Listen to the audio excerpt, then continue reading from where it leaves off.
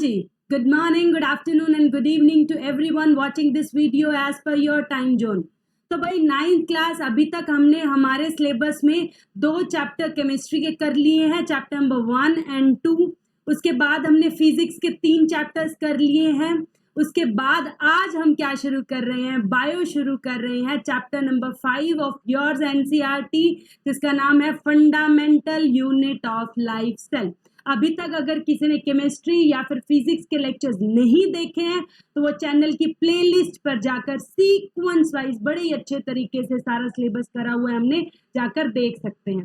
इस वीडियो को स्टार्ट करने से पहले इस वीडियो को लाइक कर लो. अगर आप चैनल को सब्सक्राइब नहीं करे हुए हैं तो अभी चैनल को सब्सक्राइब करो और ज्यादा से ज्यादा वीडियोस को शेयर करो. तो चलिए भाई बिना टाइम वेस्ट करे जल्दी से हेडिंग लगा लीजिए. Chapter number 5 cell. छोटा सा चैप्टर होने वाला है भाई, 5 लेक्चर्स में खत्म कर देंगे. छोटी वीडियोस के साथ खत्म करेंगे. हेडिंग डालिए chapter number 5 cell. Theory chapter है भाई, बिल्कुल आसानी से फटाफट हो जाएगा. थ्योरी चैप्टर है, बायो करने में टाइम नहीं लगता, कभी भी बायो करने में टाइम नहीं लगता भाई. हेडिंग डल गई. छोटा सा चैप्टर है और 3D डायग्राम्स की हेल्प से कराएंगे. इतने सुंदर डायग्राम्स आपके लिए लेकर आए, दिल खुश हो जाएगा. मतलब 3D चलेगा पूरा चैप्टर, एक डायग्राम के साथ डायग्रामेटिकली करवाया जाएगा. तो इंट्रोडक्शन पढ़ लेते हैं. आज के लेक्चर में इंट्रोडक्शन ही पढ़ेंगे. फटाफट सेल के बारे में बेसिक बातें जो है कर लेते हैं. कल से हम फिर हमारा प्रॉपर चैप्टर स्टार्ट करेंगे. चैप्टर आज भी स्टार्ट हो जाएगा पर आज बेसिक बातें होंगी. तो सबसे पहले सेल होता क्या है. तो सेल हमारे पास क्या होता है, basic structural and functional unit होता है सेल. सेल क्या है हमारे पास, structural and functional unit, basic unit. जैसे हमारे घर बनाते हैं हम तो ईंटों से बनाते हैं ना, 1 ईंट 2 ईंट, हर ईंट मिलकर घर बनाती है. वैसे ही ह्यूमन बॉडी जो है वो बहुत सारे सेल से मिलकर बनी है. तो सबसे बेसिक उसका क्या हो गया, सेल.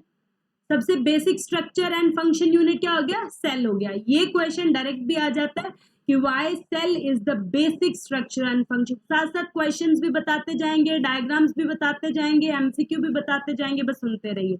अगला क्वेश्चन आपसे पूछा जाएगा, बताइए सबसे पहले डिस्कवर किसने करा था सेल को. 1 मार्क का एमसीक्यू है भाई, लिख लो. 1 मार्क एमसीक्यू है. रॉबर्ट हुक कौन से ईयर में, 1665 में. साथ साथ क्वेश्चन बता रहे हैं किसने डिस्कवर करा, रॉबर्ट हुक ने. मेरे साथ साथ लर्न करो, किसने डिस्कवर करा, रॉबर्ट हुक ने. कब, 1665 में. और कैसे करा, कॉक स्लाइस से. कॉक समझते हो, छाल होती है पेड़ की, उससे बिल्कुल पतली सी स्लाइस ली उसकी और उसको माइक्रोस्कोप में, बहुत ही प्रिमिटिव लेवल का माइक्रोस्कोप था. प्रिमिटिव बोले तो बहुत ही नॉर्मल, मतलब आजकल के एडवांस माइक्रोस्कोप है वैसा माइक्रोस्कोप नहीं था, बहुत ही हल्का माइक्रोस्कोप था, प्रिमिटिव माइक्रोस्कोप था. उससे रॉबर्ट हुक ने 1665 में किसकी डिस्कवरी करी थी, हमारे पास सेल की डिस्कवरी करी थी. अच्छा, इसमें एक और एक्स्ट्रा बात बता दूं, जब उन्होंने सेल की डिस्कवरी करी, उन्होंने सेल को माइक्रोस्कोप में देखा तो उन्हें ऐसा नजर आया जैसे हनीकॉम समझते हो, शहद का छत्ता समझते हो, हनीकॉम. तो उनको वैसे ऐसे छोटे ऐसे बने नजर आए वहां पर. ठीक है, छोटे कॉलम्स नजर आए और उन कॉलम्स को उन्होंने क्या कह दिया था, सेल कह दिया था. तो आपसे पूछा जा सकता है किसने डिस्कवर करा, कब करा, कैसे करा, किससे करा. एमसीक्यू पक्के हो गए. उसके बाद लिविंग सेल. जब रॉबर्ट हुक ने, वेरी इंपॉर्टेंट बात है, रॉबर्ट हुक ने जो सेल डिस्कवर करा था भाई वो लिख लो, डेड था, डेड सेल. क्योंकि उसने क्या करा था, बाहर वाली ट्री की बाहर वाली उससे कॉक स्लाइस ली थी जो कि डेड होती है. ठीक है, तो उसने डेड सेल की डिस्कवरी करी. सेल के बारे में उन्होंने बताया. लिविंग सेल की डिस्कवरी किसने करी, लेवेनहुक ने करी. किसने करी, लेवेनहुक ने करी. एल से लिविंग मेरे बच्चा और एल से लेवेनहुक ने करी थी. कौन से ईयर में करी थी, 1674 में करी थी. ठीक है जी. Discover the free living cell in the pond water लिया था उसने और उसमें जब रिसर्च करी तो उन्होंने क्या देखा, लिविंग सेल को ऑब्जर्व करा. तब तक माइक्रोस्कोप भी इम्प्रूव्ड आ गए थे. उसके बाद न्यूक्लियस की डिस्कवरी किसने करी भाई, रॉबर्ट ब्राउन ने. ये 1 मार्क के एमसीक्यू है भाई, सारे पूछे जाएंगे, पक्के कर लो. आप ही की एनसीईआरटी की एक लाइन है, ये एनसीईआरटी ही है भाई ये सारी. ये मत सोचना मैडम कहाँ से एक्स्ट्रा पढ़ा रहे, कुछ एक्स्ट्रा नहीं है.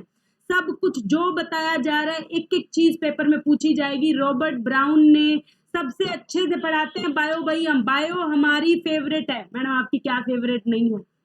बायो है इतनी जी, बायो में भाई बिल्कुल मार्क्स डिटेक्ट नहीं होते हैं। 27 मार्क्स के आते हैं तो 27 आउट ऑफ 27 ही आते हैं, क्योंकि सब कुछ तो लर्न करना है, सब कुछ तो थ्योरी है, पता ही है, ये बता ही रही हूँ सब कुछ। तो रॉबर्ट ब्राउन ने न्यूक्लियस की डिस्कवरी करी 1831 में। ईयर भले ही याद मत करो, बट किसने करी और किसकी करी ये तो पक्के से पक्का कर लो।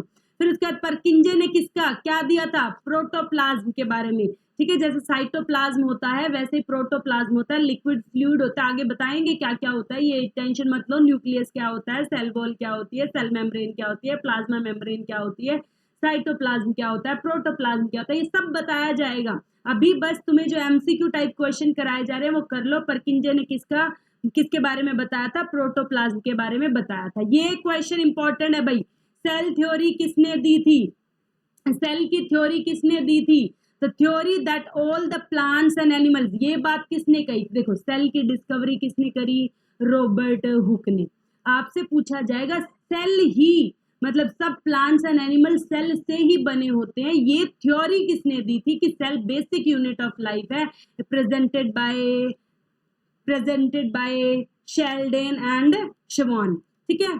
शेल्डेन एंड शवान ने ये दी थी। तो पूछा जाएगा दो साइंटिस्ट कौन से थे, बायोलॉजिस्ट कौन थे, शेल्डेन एंड शवान, शेल्डेन एंड शवान थे वो।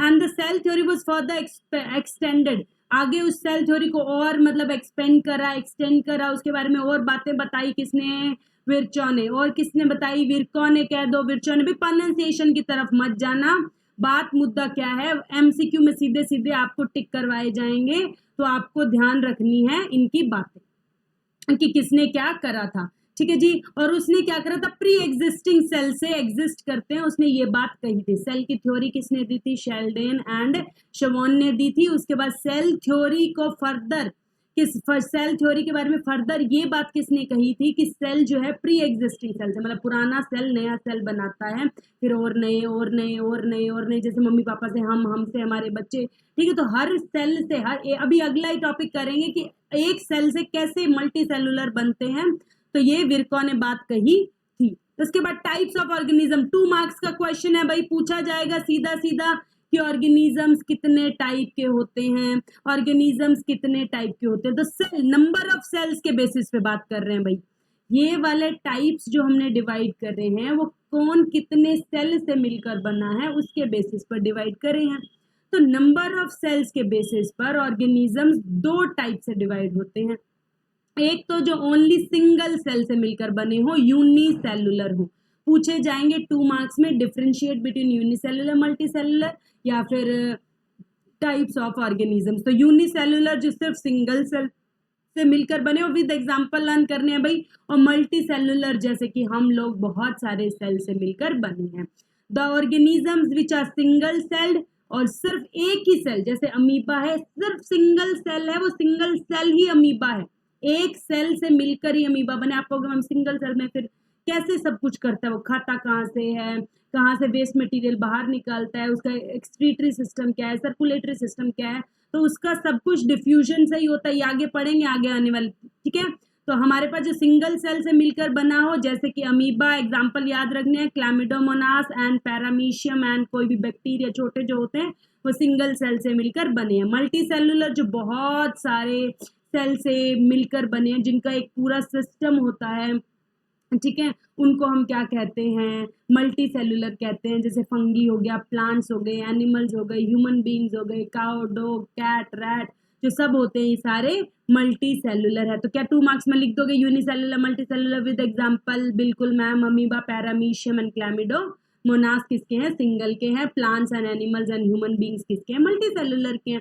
अब जो क्वेश्चन मैंने आपसे पूछा था कि बताइए, बायो में भाई कुछ नहीं है, थ्योरी है, फटाफट हो जाएगी, ठीक है। चाहे तो एक दिन में ये चैप्टर करवा देते हैं हम रिवीजन में, तो ठीक है, बट अब धीरे धीरे करवा देते हैं, चलो कोई बात नहीं, टाइम है हमारे पास। How can multicellular originate from single cell, एक सिंगल सेल से कैसे मल्टी सेलुलर ऑर्गेनिजम्स बने हैं। अब सोचने वाली बात है, एक सेल क्या है, डिवाइड करता है, आगे आगे आगे आगे डिवाइड करता जाता है, एंड मोर सेल्स पिछले सेल से बनते रहते हैं, 1 से 2, 2 से 4, 4 से 6, ऐसे ऐसे डिवीजन होती रहती है। हर सेल की शेप की अगर बात करें तो हर सेल की जो शेप होती है वो डिफरेंट होती है। किस पर डिपेंड करती है मैम शेप कैसी होगी? वो डिपेंड करती है कि उसका काम कैसा है। अगर उसे कोई मैसेज पहुंचाना है तो कहते हैं ना हाथ लंबे होने चाहिए, ठीक है। तो अगर कोई न्यूरॉन है जिसको मैसेजेस पहुंचाने हैं तो कहीं ना कहीं उसकी जो शेप है वो इलोंगेटेड लंबी होगी। अगर किसी का काम कॉन्ट्रैक्शन रिलैक्सेशन का है तो उसी अकॉर्डिंग उसकी शेप होगी, ठीक है। तो किसका कैसा काम है, यही बात वेरी इंपॉर्टेंट है कि शेप डिपेंड करती है कि उसका फंक्शन कैसा है। कितने सुंदर नोट्स बना के दिए मैंने, हर बात जहाँ पे कलर की जरूरत है कलर करके दिया है कि शेप किस पे डिपेंड करती है, टाइप ऑफ फंक्शन पे पूछा जा सकता है आपसे। शेप किस पे डिपेंड करती है कि उनका काम कैसा है। और हर किसी का काम डिवाइडेड है कि मैडम पढ़ाएगी और आप पढ़ोगे, ठीक है जी। काम डिवाइडेड है ना, मेरा काम तुम्हें पढ़ाना है और तुम्हारा काम पढ़ना। ऐसा तो नहीं है कि उल्टा हो जाएगा, तो सबका अपना अपना काम है। Cells are capable of changing their shape, shape बदली भी जा सकती है। फॉर एग्जाम्पल ब्लड सेल्स हैं, अमीबा है, अमीबा का तो तुमने बचपन से पढ़ते आए हो, अमीबा का तो कोई शेप ही नहीं होती है। सुडोपोडिया होते हैं, जिधर खाना देखा उधर ही चले जाते हैं, जिधर खाना देखा उधर ही चल। फॉल्स फीट करा था ना 7th 8th क्लास में, ठीक है। 7th 8th क्लास में हमने करा था अमीबा का। अमीबा की जो शेप होती है वो बदलती रहती है, ठीक है। तो वैसे ही व्हाइट ब्लड सेल की भी शेप बदलती रहती है अकॉर्डिंग टू देयर फंक्शन। जैसे अमीबा को खाना चाहिए, जिधर खाना दिखता है उधर ही वो चला जाता है। तो अमीबा की इरेगुलर शेप होती है। जैसे कुछ शेप्स दिखाई है मैंने, देखिए ये रेड ब्लड सेल की शेप है। ये मसल सेल्स, हमारी जो मसल्स हैं रिलैक्स करती हैं, कॉन्ट्रैक्ट करती हैं, ठीक है। ये हमारे पास लीव गार्ड सेल्स पढ़े होंगे 7th क्लास में, ये भी हमारे पास श्रिंक होते हैं, तब स्टोमेटा ओपन होते हैं, वो होते हैं, सब पढ़ा था।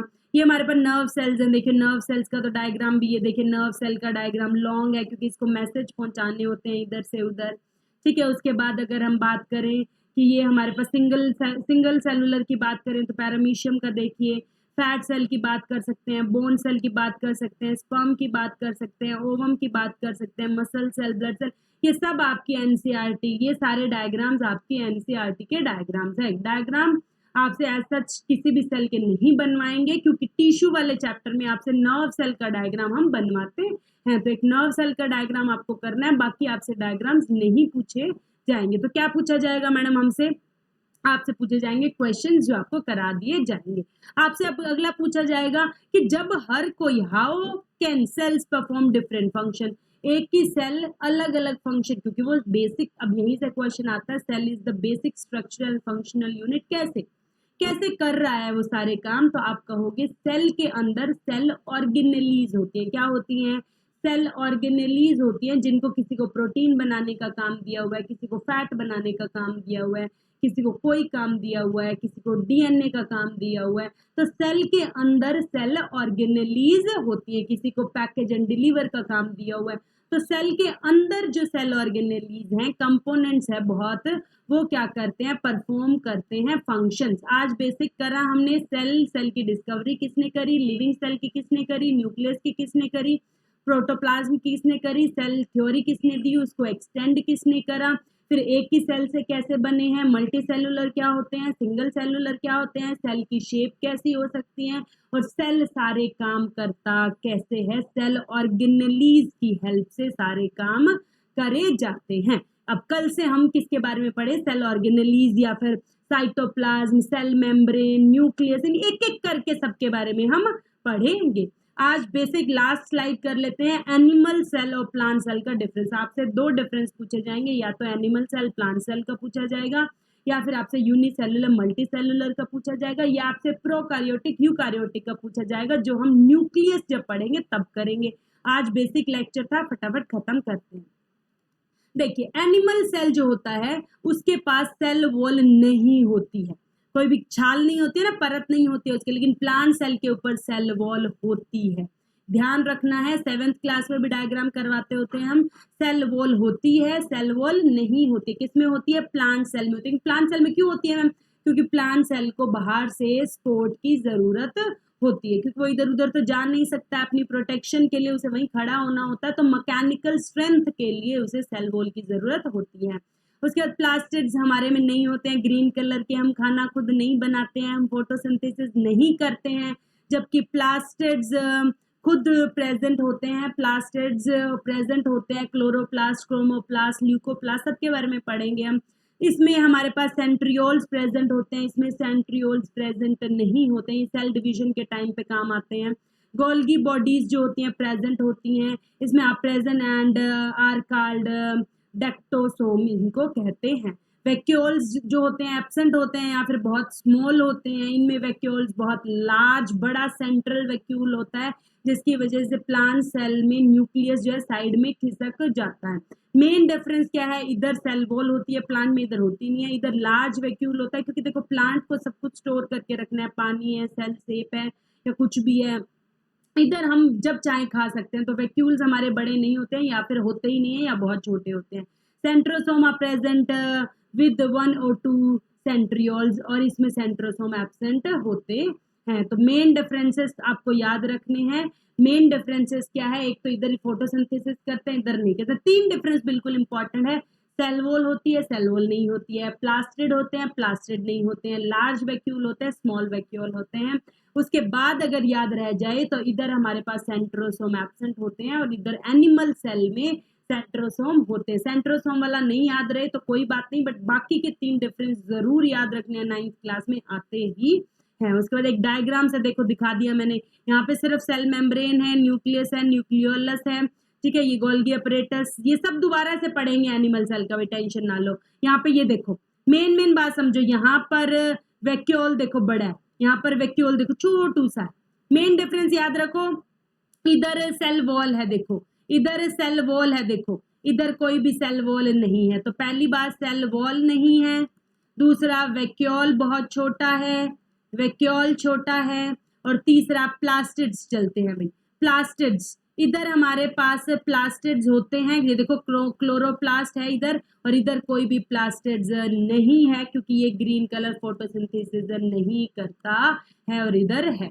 ठीक है, तो आपको डिफरेंस याद रखना है। इसके बाद क्या करेंगे मैम, बस आज इतना ही लेक्चर था, छोटा सा ही लेक्चर था। ठीक है, आज हमने सिर्फ इंट्रोडक्शन करी सेल की, सेल क्या होता है, उसकी शेप कैसी होती है, animal cell, plant cell, unicellular, multicellular. कल से हम प्रॉपर हमारा चैप्टर स्टार्ट करेंगे प्लाज्मा मेम्ब्रेन के साथ, जहां से क्वेश्चन भर भर के आएंगे। तो इस सीरीज को बिल्कुल अच्छे से देखते रहिए, अपनी स्टडी करते रहिए। Keep learning, keep growing, keep enjoying, keep subscribing the channel. Thank you so much.